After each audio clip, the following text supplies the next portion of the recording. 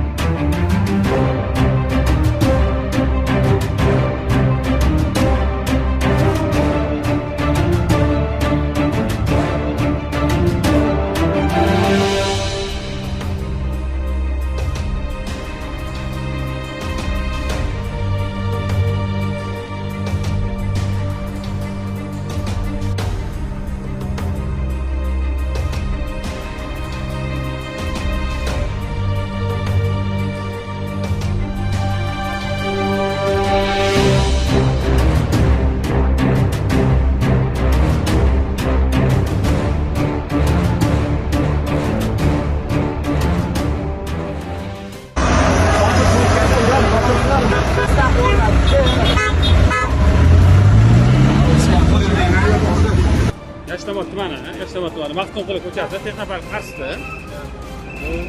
Cherry, Cobalt, Malibu ishtirokida yo'l transport sodir bo'ldi. Malibu avtoyo'l qidirishga kelib to'xtab turgan paytida Cherry avtoyo'l orqaga qayrilmoqchi bo'ldi. To'g'rida kelayotgan Cobalt ishtirokida yo'l transport hodisasi sodir bo'ldi. Cherry avtoyo'l keyin gazni yo'lni boshqarib yo'qotib, gaz bosib, turgan Malibu ustiga chiqib ketdi. Tan jarohati olganlar yo'q, haydovchi ham tan jarohati olmadi. Holat bo'yicha hozir yo'l transportini rasmiylashtirdik va qonuniy ko'rib chiqamiz. Bu yoqdan kelyaptidingiz, to'g'rimi? Men o'sha nalogiga qaylaman deb nazorat Chapga qaylamoqchisiz? Keyinchi? keyin o'ta mashinalar turdi, oldimda. U ko'chaga qaylyotdi. Oldimda turdi, endi qarasam o'tib tushyotdi. Men endi yo'l bo'sh deb shunda nazorat qilsam, o'tdan Cobalt kelib urdi. Nechta Cobalt? Bitta Cobalt urdida, o'zi zeleniy edi men o'tayotganimda. Aniq turganimda ancha o'sha qizil yana yonib qolgan bilmayman nari tomonda. Keyin svetoforga to'xtab turdim. Endi nima bo'ldi bilmayman. Ustimda paydo bo'lib qoldi mashina. Cherry avtoyo'l, Keyin shokda kimdir to'xta deganini eshitdim. Akasi gazni bosib turgan bo'lgan, men bilmayman. O'zbekiston tomoni, Bog'ot tomonidan kelayotgandim.